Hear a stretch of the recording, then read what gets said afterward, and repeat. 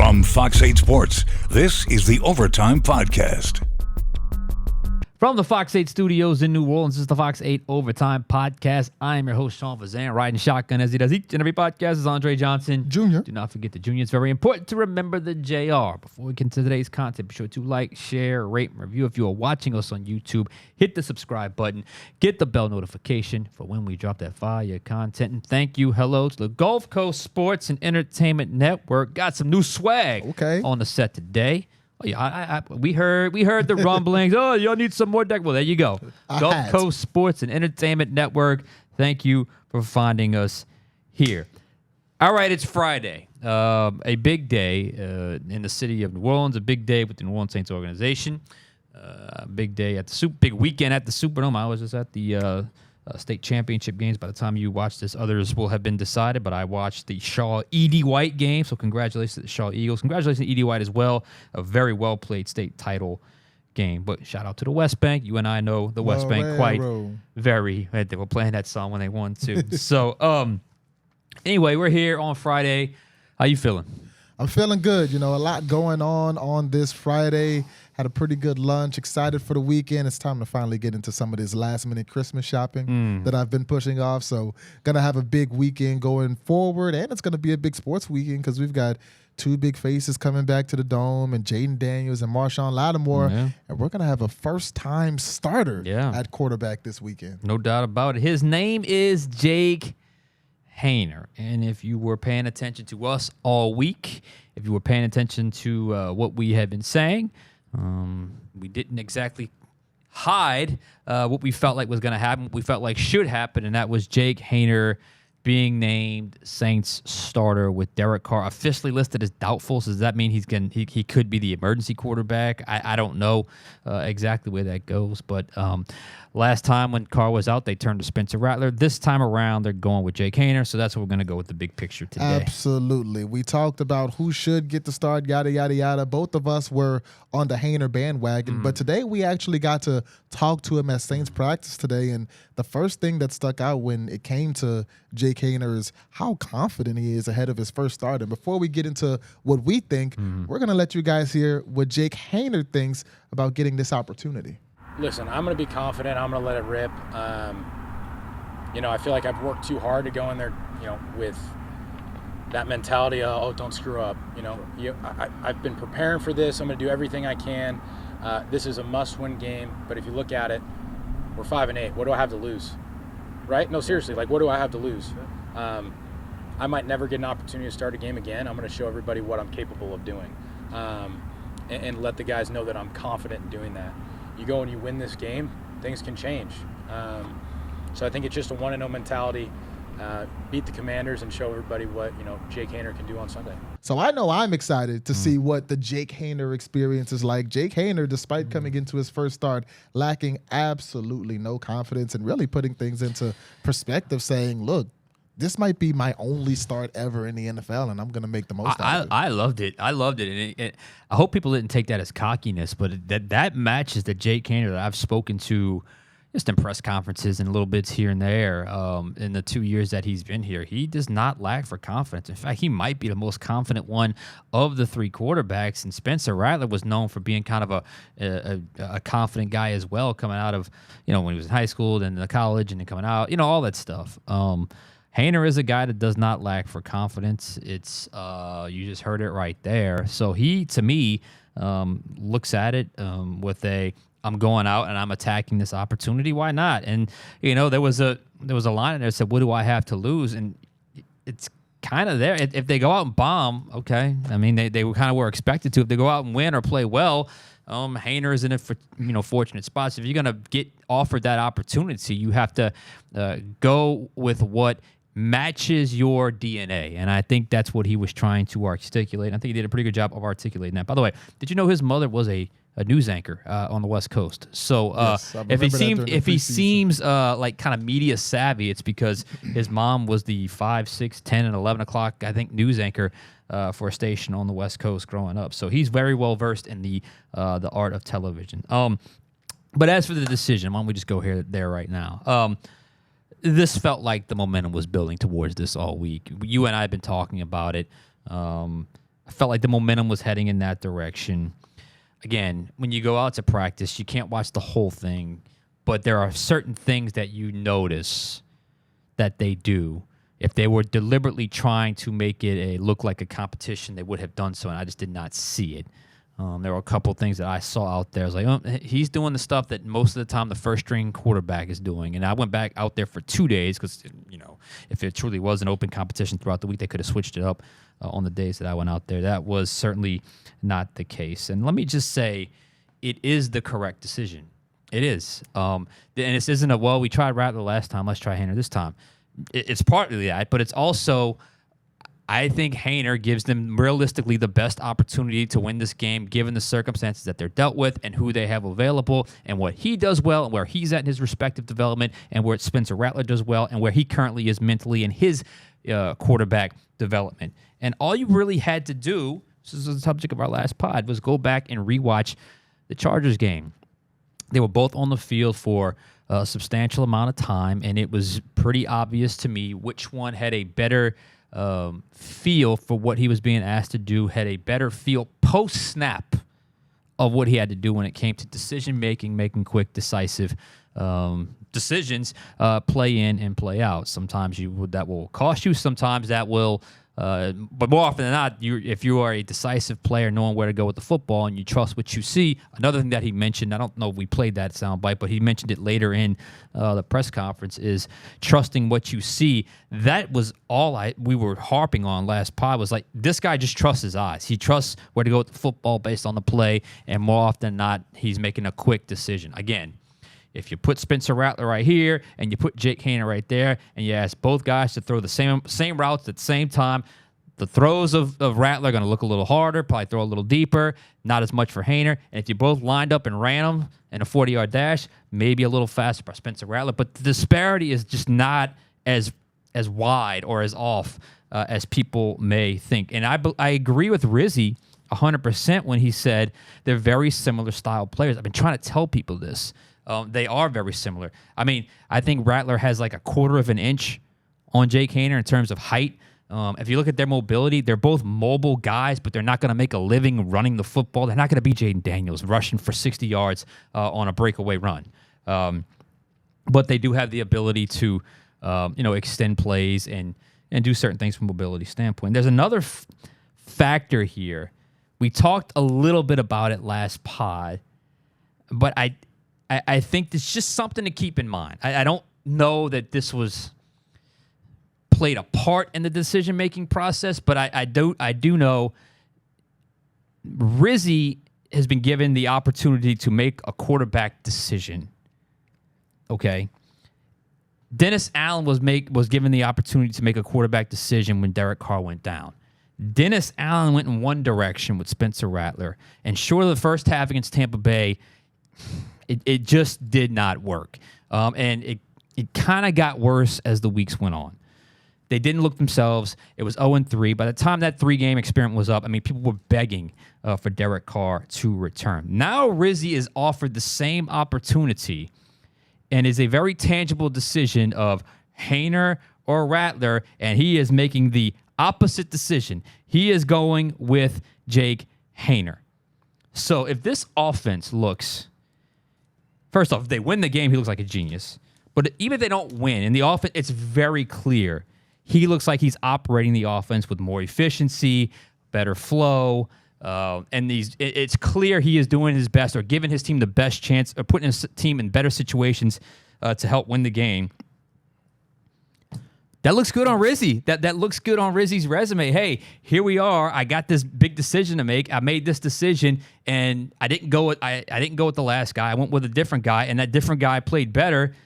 Then I think it helps Rizzy. Now, if he plays the same, I don't know if you could play I really don't want to knock Spencer Rattler, but I mean, look, if they lose the game and if he plays the same way Rattler did, does it really hurt Rizzy? So I do think there's a little bit of an element of that where Rizzy looks better if Haener comes out and then kind of proves him right. And I don't know how much that makes a difference in the ultimate grand scheme of things when it comes to your head coach, but I do think, if they play better and if they win this game and they're 4-1 under Rizzy, I think Monday's pod is going to be a lot of, okay, Rizzy might be rising to the top of contenders for this head coaching job, because right now we said the field or Rizzy. We're still with the field.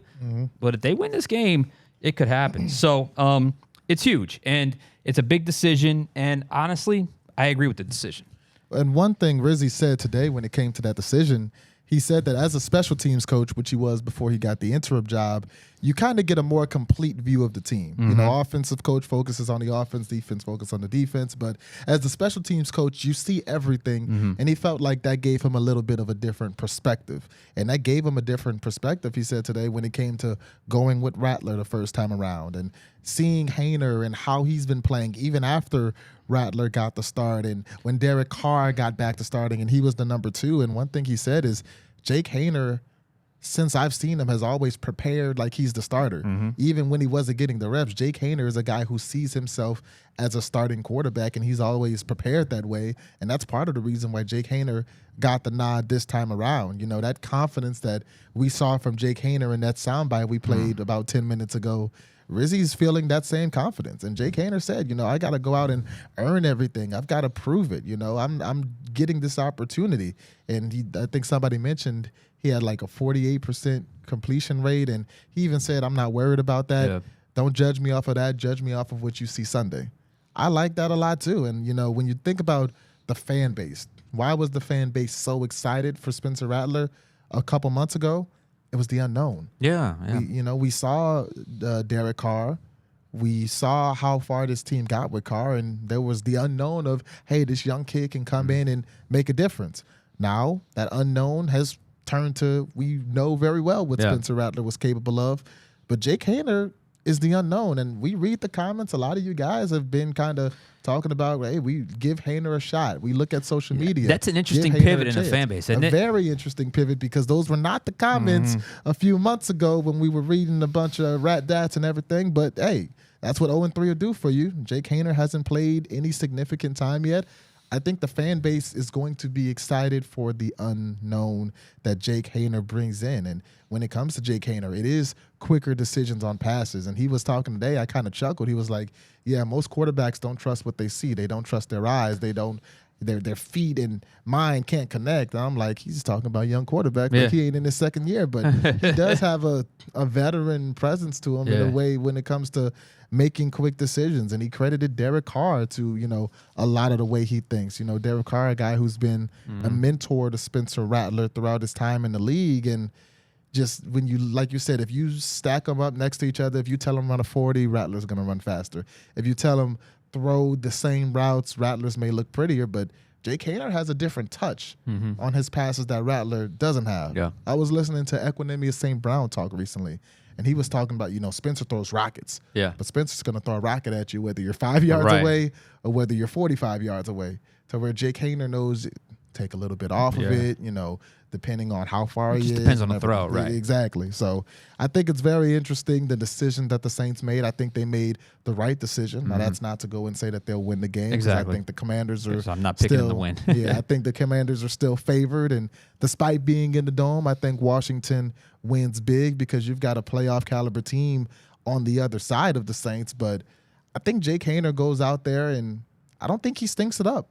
I think he'll play well enough for you to say, okay, maybe I want to see another start from Haener. We'll see where it goes. Yeah, and look, and you know, this is it's an opportunity, and he's just never gotten this opportunity to just rep things out all week, the subtleties of each play, what he likes on each play, what, you know, checks he has on each play, whether receivers are going to be on certain routes. I mean, just think about how much you miss out on in a practice time if you don't get that opportunity. And then all of a sudden you're thrust into the game, and now it's kind of in scramble mode, and you still got to have some semblance of a system. And I thought, you know, in the one sample size we got where it was extended, I thought he did a good job with that against the LA Chargers. Again, it was a field goal, a missed field goal, a punt, and then he almost scored a touchdown at the end before time obviously ran out. So I do think the week of reps will certainly help.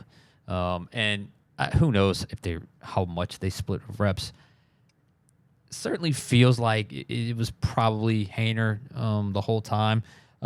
So I do think there is a little bit of it adds an extra little bit of of a punch to a game that, look, coming off last week's game was horrible. I mean, it was just terrible. And, I'm at the Dome today. I ran into a couple buddies at the Shaw E.D. White game, and they're just like, man, God, that game was horrible last week. And they won. I mean, the Saints won that game, and it was just such a terrible game. And I can't blame them as fans to just be kind of checked out on what's happening. But this adds a little bit of juice, a little bit of life.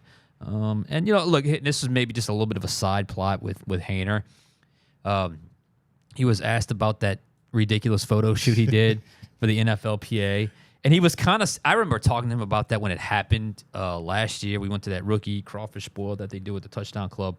And he was kind of joking it off and whatever. And he was, you can look at that and see what they told him to act a little silly. And he did the Zoolander thing. And he's been kind of mocked for it ever since. And he's like, dude, I would even think I was a clown too if I saw that from somebody else. So I think he's ready to be remembered for something different. And I think he's a guy that I agree with you. I don't think he's going to set the world on fire, but I think he's going to show up. I think he's going to be competent. And I think he's going to add a little bit of swag to an offense that could use a little bit right now, just given where things currently stand with the lack of, big-time playmakers and with a hurt starting quarterback. So we'll see. But the bottom line is, I think you and I agree. I think the Saints made the right call. Right, and an important footnote of this decision is Derek Carr is not inactive. Derek Carr is not on the injured reserve, and it's kind of a question mark. And one of the more confusing parts of Darren Rizzi's press conference today, he said that Derek Carr is still working, and they're hoping to get him suited up for Sunday. And he said whether Derek Carr is the backup or whether he winds up being the emergency third quarterback, there is the hope that Carr can dress out.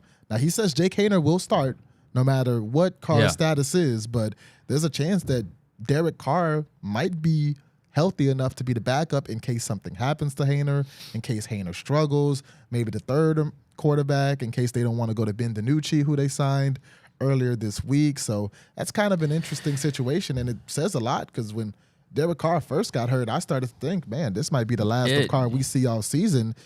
They're pushing to let him start out or dress out this week and maybe even be back for next week. Yeah, look, Haener starts this week. We know that.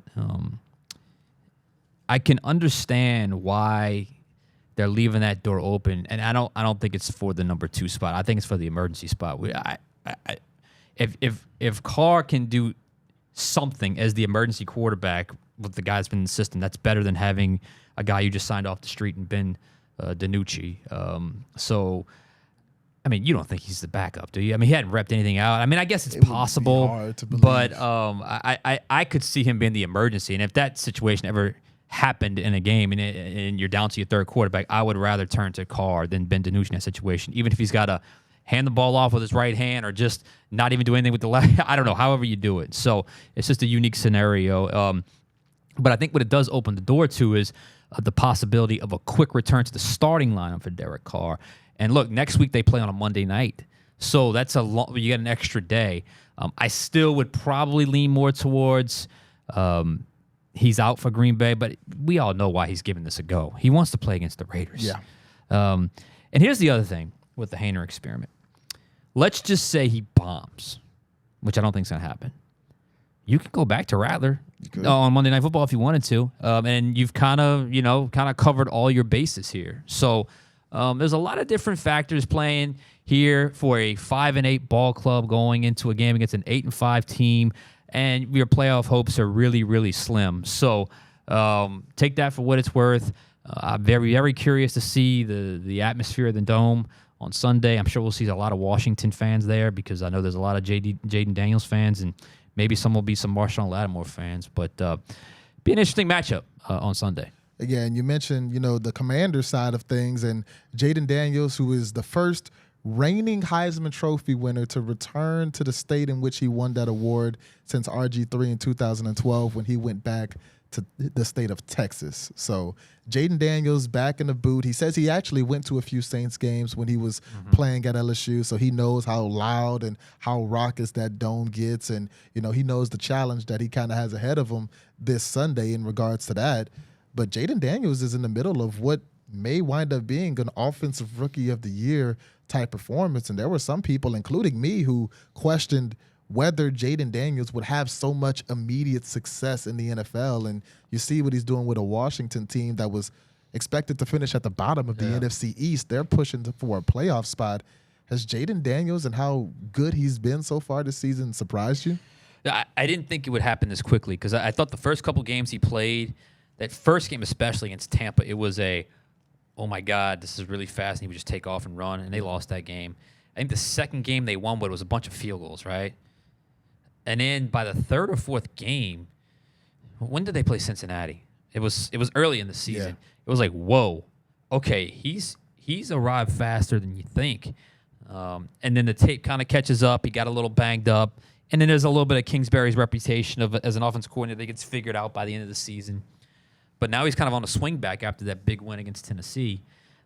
So I thought it'd be a little bit more of a struggle for him. I thought it would take him a little bit more time to get adjusted to the speed of the game. And generally what happens when an athletic quarterback is trying to figure out the speed of the game, you get like week one, which is drop your eyes and run. And it really only happened like 2 games this year, and he won one of them. So that's really where it's at. Now, I don't know where he ultimately ends up from a ceiling standpoint in leading this team. I think their rush defense is down near the bottom of the NFL. Yeah. They do get after the passer.